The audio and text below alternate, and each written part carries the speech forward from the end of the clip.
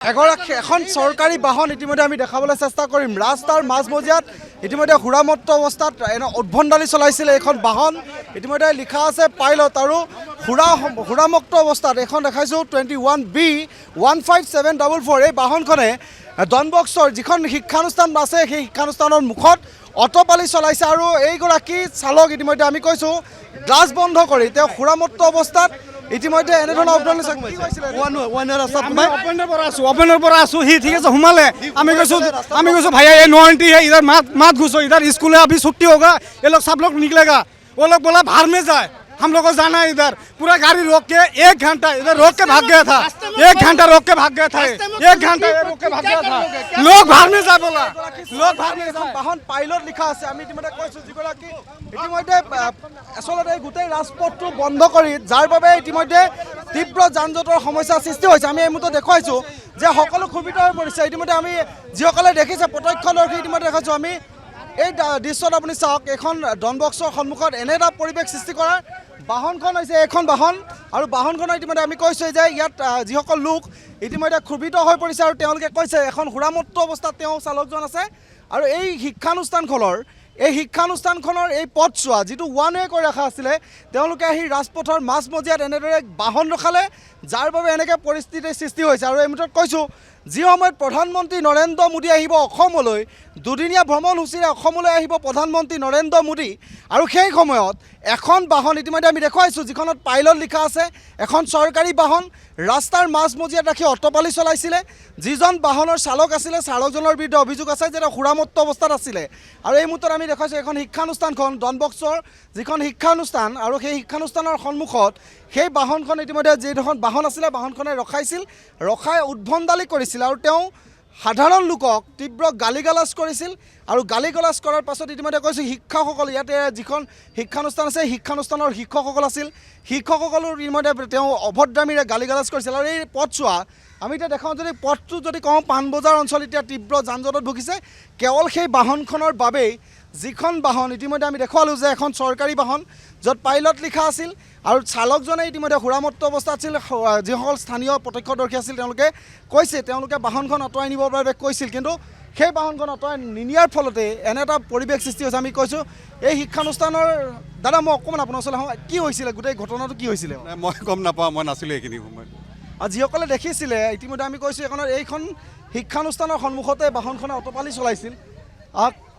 বাইদেউ আপোনালোক আছিলে গোটেই ঘটনাটোৰ ওচৰত কি দেখিছিলে? ইতিমধ্যে আমি কৈছোঁ চাওক এই তীব্ৰ যান জঁটৰ ফলত ইতিমধ্যে যিটো প্ৰধানমন্ত্ৰী দুদিনীয়া কাৰ্যসূচীৰে অসমলৈ আহিছে আৰু সেই সময়ত যান বাহন আৰক্ষীৰ ফালৰ পৰাও কেনেদৰে যান বাহন নিয়ন্ত্ৰণ কৰিব যান বাহন কোনটো দিশেৰে চলাচল কৰিব এই কথাখিনি কোৱা হৈছে। আৰু কোৱাৰ পাছতো আমি যিখন বাহন ইতিমধ্যে আৰক্ষীয়ে ইতিমধ্যে বাহনখন জব্দ কৰিব লৈ যোৱাৰ ইতিমধ্যে আমি দৃশ্য কৈছোঁৱেই যে সেই বাহনখনৰ যিগৰাকী চালক আছিল চালকগৰাকীৰ অভদ্ৰামী আৰু উদ্ভণ্ডালিৰ বাবে এতিয়া তীব্ৰ যান জঁটৰ সমস্যাৰ সৃষ্টি হৈছে পাণবজাৰ অঞ্চলত। যিহেতু যি পথসমূহৰ ক্ষেত্ৰত কৈছিল ইতিমধ্যে যান বাহন আৰক্ষীয়ে কৈছিল যে পাণবজাৰ ফাঁচী বজাৰৰ ক্ষেত্ৰত বিশেষকৈ যান বাহন চলাচলৰ ক্ষেত্ৰত কিছু সাৱধানতা অৱলম্বন কৰিবলৈ কৈছিল আৰু কিছু লোকসকলক এই পথছোৱা আচলতে এৰাই চলিবলৈ কৈছিল যান বাহন আৰক্ষীৰ ফালৰ পৰা। তাৰ পাছতো এখন চৰকাৰী বাহন যিখন বাহনে ইতিমধ্যে অটপালি চলাইছে আমি কৈছোঁ এই পথছোৱাত যিখিনি অটপালি কৰি এনেধৰণৰ তীব্ৰ যান জঁটৰ এটা পৰিৱেশ সৃষ্টি কৰিছিল। আৰু আমি দাদা আপুনি গোটেই ঘটনাটো কেনেধৰণে দেখিছিলে? কি ক'ম আৰু দেখিলে আপোনালোকে অভদ্ৰ মানুহ এয়া দেখিছে তেখেতে চাকৰি কৰি কিনে এতিয়া চাওক কিমান মানুহ লাইনত দেখিছেনে অৱস্থাই নাই আৰু উল্টাই আহি কিনে ভিডিঅ' কৰে আকৌ এই কি বা ছিষ্টেম তাতকৈ হাতাই দিয়ক গাড়ীখিনি ধুনীয়াকৈ গুচি গ'ল হৈ গ'ল। এতিয়া বাচ্চা ছুটি হ'ব মানুহে এতিয়া নিব নে কাজিয়া কৰিব আকৌ তেখেতে আকৌ পুলিচ মাতি আনি কিনে আকৌ এখন কৰিছে সেইকাৰণে দিছে পাব্লিকে সেইকাৰণে পাইছে সুৰা সেৱন কৰি আছিল সেনেকুৱা যেন লাগিছে। তেখেতে ইমান মানুহ আছে বঢ়িয়াকৈ লক মাৰি কিনে ক'ৰবাত ফুৰিব গুচি গ'ল। পুলিচক মই কমপ্লেইন দিছোঁ মোৰ ওচৰত ভিডিঅ' এটাও আছে মই আপোনালোকক দি দিম। তেখেতে পুলিচ মাতি অনা নাই তেখেতে এটিটিউড লৈ গুচি গ'ল। মই 100ত কমপ্লেইন দিছোঁ আৰু যিমান মই চ'ৰ্চেছ আছে মই ফোন কৰিছিলোঁ ফোন নুঠালে বাৰু তথাপি আহি পেলাই সেই গ'ল পাব্লিকেতো দেখিলে আপোনালোকে ডেটছ ইট। আৰু ভিডিঅ'টো আছে আপোনালোকে লৈ লওক। এটা ব্যস্ত অঞ্চল আৰু এই এখন শিক্ষানুষ্ঠান আছে তাৰ সন্মুখত এখন চৰকাৰী বাহন যিহেতু পাইলট লিখা আছে আৰু চৰকাৰী বাহন বুলি most probably I am not sure most probably তেখেত ড্ৰাংক মানে মষ্ট প্ৰবলি দেই আই এম নট চিয়'ৰ গুণ ওলাই আছে ন সেইটো মই ক'ব নোৱাৰোঁ, কিন্তু গুণ পাই আছোঁ বুলি মই আপোনাক 100% মই কৈ দিব নোৱাৰোঁ, কিন্তু সেইটো টোটেলি মানে তেখেতৰ এটা নিজৰ এটিটিউড, সেইটো নিজৰ এটা এটিটিউড দেখাইছে। আচ্ছা কাইণ্ডলি চাই দিয়ক, নহ'লে আৰু জামেই হ'ব ইয়াত এতিয়া। ইতিমধ্যে চাওক, দুদিনীয়া কাৰ্যসূচীৰে অসমলৈ প্ৰধানমন্ত্ৰী আহি আছে, আৰু যি সময়ত কৰা হৈছে যান বাহনৰ ক্ষেত্ৰত নিয়মনমতা ৰাখিছে যে পাণবজাৰ এই যিহেতু ফাঁচী বজাৰ এই অঞ্চলত যান বাহন চলাচলৰ ক্ষেত্ৰতো কিছু শিথিলতা অনাৰ চেষ্টা কৰিছিলে।